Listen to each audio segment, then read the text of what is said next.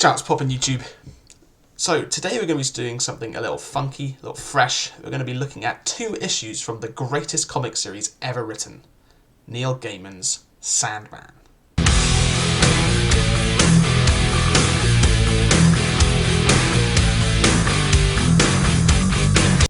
So Sandman is the greatest comic series ever.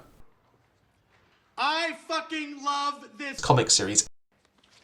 They are the best Comic series ever, period. Ladies and gentlemen, Neil Gaiman's Sandman.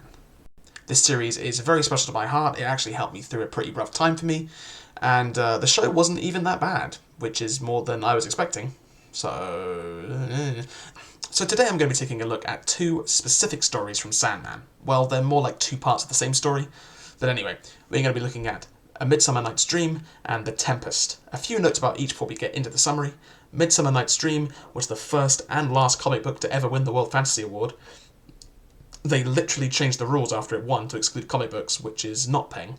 I am altering the deal. Pray I don't alter it any further. So quite a big piece of both comic and fantasy history, and The Tempest is also the last issue in the original Sandman run. So they are both important. So let's just slap into it. So, A Midsummer Night's Dream opens on ya boy, Bill Shakespeare. Here comes that bullshit, what up? He and his troupe of actors are going off into the middle of butt-fucking English countryside to perform for an enigmatic king.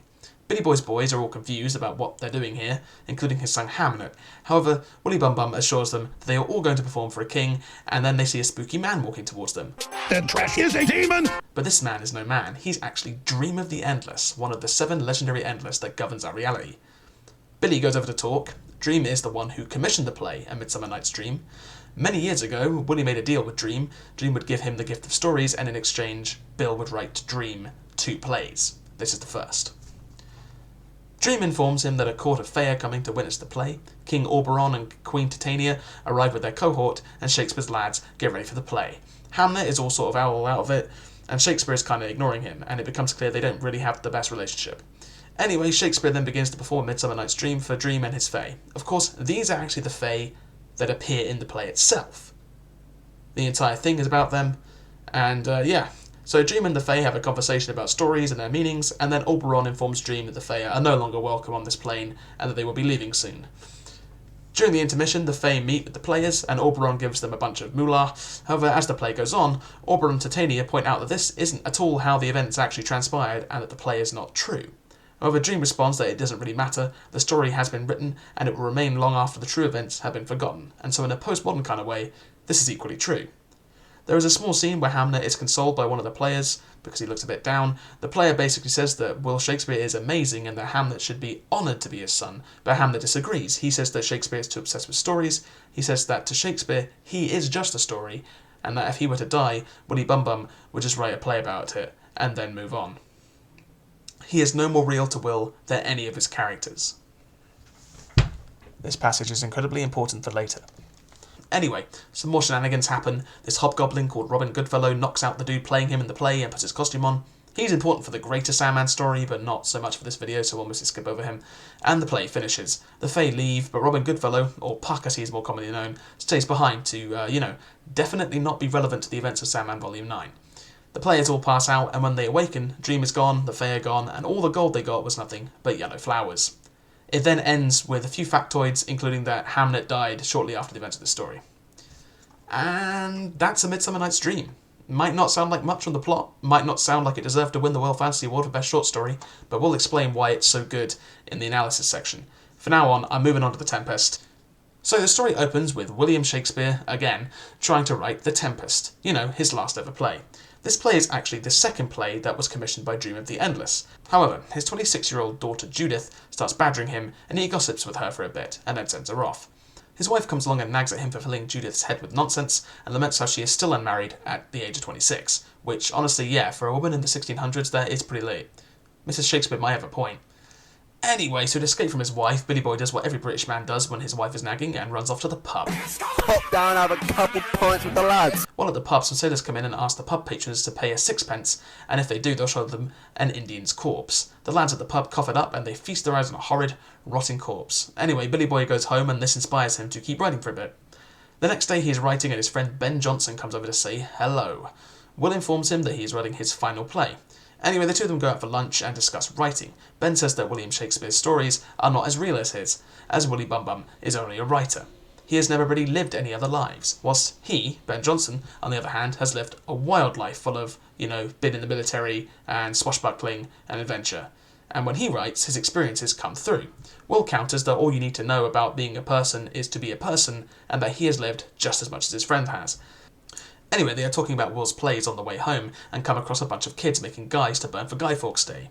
You Yanks won't know what that's about, but anyway, in the meantime, Will and Ben invent the Remember the 5th of November rhyme. This might actually be a sort of subtle joke between Gaiman and Alan Moore, but anyway, Will learns his daughter has begun seeing Tommy, a boy who works at the pub. Anyway, Willy Bum Bum gets a visit from Dream, who asks him how the play is going. We've done a great job, and it's not finished yet. And Will asks Dream why he wants the play so badly, and Dream informs him that it is his play, specifically. Anyway, because he has met with Dream again, when Will Shakespeare is talking with the priest, as he is translating Bible verses for the church, he talks about how his writing gifts might have come from the devil. The priest tells him that if that was the case, he would be damned.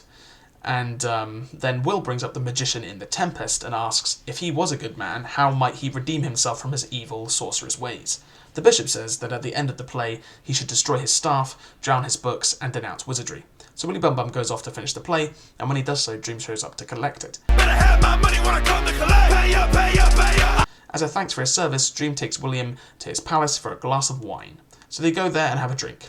Will asks Dream why he chose him all those years ago, why Dream gave him the gift of stories in the first place, and Dream gives him a multitude of reasons, ending with the "you wanted it so much," which is kind of nice.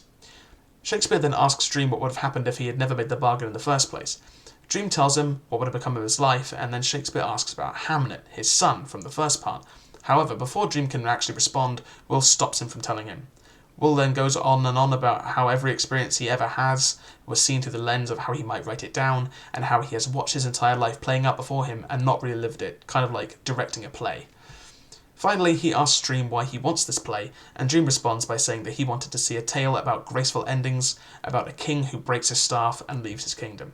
He then returns Shakespeare to the waking world, and The Tempest is published. At the end, we learn that 5 years after this, Judith married Tom, and it was not a happy marriage, and in the same year, Shakespeare himself died. The end. Literally the end of Sandman, until a few years later when they published Endless Nights, and then a few more years later when they published Overture. So, neither of these stories look like that much on the surface, but believe me, they are genius. In order to properly understand why, we need to understand the story of Sandman. So, spoiler alert, comrades, like, major spoiler alert. If you care about the show or the comic series spoilers, click off the video now, I'm warning you. Okay, so at the end of the original Sandman run, Dream dies. That is, the whole journey, the whole point of the initial 10 volumes. Dream realizes that he has to either change or die, and he chooses to die, so that a new Dream of the Endless can take over. With this vital piece of knowledge, you may begin to see what The Tempest is about, but let's look at these two stories now. Both of these stories feature William Shakespeare prominently. As the architect of modern English literature, it makes sense that a story about stories, like Sandman, would at least feature him. The first time I read through Sandman, I didn't understand the significance of the plays used. I didn't realise that Oberon and Titania were actually in A Midsummer Night's Dream, and I didn't twig that The Tempest was literally Shakespeare's last play, which was just me not paying attention because the comic actually directly references that multiple times, but whatever, I learned the error of my ways later. What these two stories are ultimately about are stories. They are a rather deep and introspective exploration of how a story affects people, or how they are written, and of how they can even alter history, or in other words, pedantic postmodern nonsense, depending on your persuasion. One of the things that the postmodern neo-Marxists continually claim is the scene in which Titania and Oberon talk with Dream about how the events didn't go this way and the play was not true, and Dream basically says that they are true in a sense, as dreams and stories are the shadow tales that persist after everything else has long since died, is the thesis of really both of them actually, and a lot of the thesis of Sandman as a whole. This sort of extremely postmodern way of thinking can be a little dangerous, in my opinion. It's a very Stalinist way of thinking, a very postmodern way of thinking, where if we just change the truth to whatever we want, people will eventually forget the real truth and move on. However, I may not like it, but it is correct. This is what happens all the time. I mean, look at any sort of mythological account of any actual historical event. Nobody remembers the real thing. How many people could cite to you the actual events of the Battle of Thermopylae, but everyone can tell you about 300, right? 300 is not true, but the more people associate that comic or movie with the events than the real events. That's kind of what this book is getting at. Anyway, the other notable scene in this one, we already mentioned, is the one where Hamlet basically says that all that matters to William Shakespeare is the stories, and that to Will he is just another story, no more real than a character in his plays. If he were to die, Will would just write about it.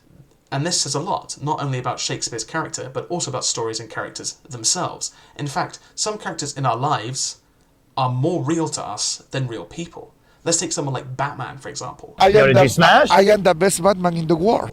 I have a more intimate relationship with Batman than I do with Mohammed over in Afghanistan, who I've never met and never will. To me, Batman is more real, despite him not being real. And that is really what A Midsummer Night's Dream is about.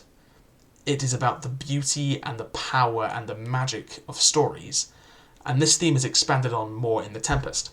Shakespeare is having a crisis over his life in this story. There is a discussion between him and Ben Jonson, where Ben says that in order to write, you need to write from experience, and Shakespeare says that writing is experience enough in itself, that we all have some kind of truth in us that we all understand, and that we communicate that truth through stories, or at least that is what the greatest and most enduring stories do. Which is true. Look at the most enduring stories. King Arthur, the Iliad, Star Wars, Harry Potter.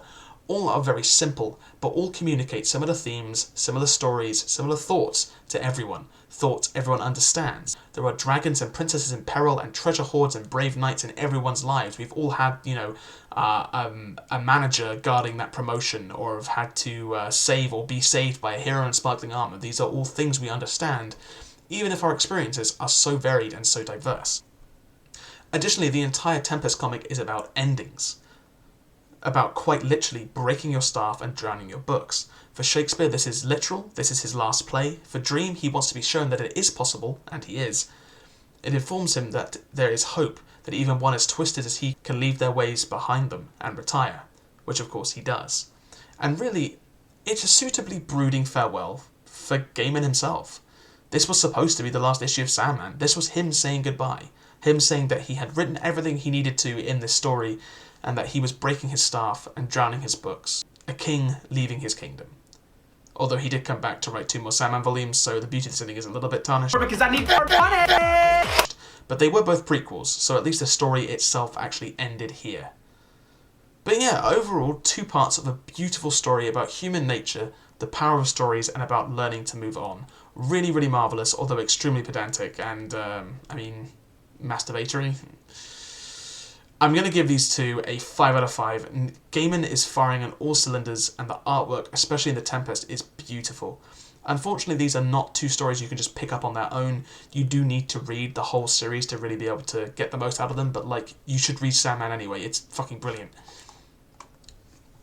And if you want to check out some books that really are nowhere near as good as these, check out mine. Blah, blah, blah. Like, subscribe, share, etc., etc. See ya. Buy my book. Buy my book before it's too late, people. Crank that soul out, why me? Crank that soul out, why me? Crank that soul out, why me? Crank that soul out, why me?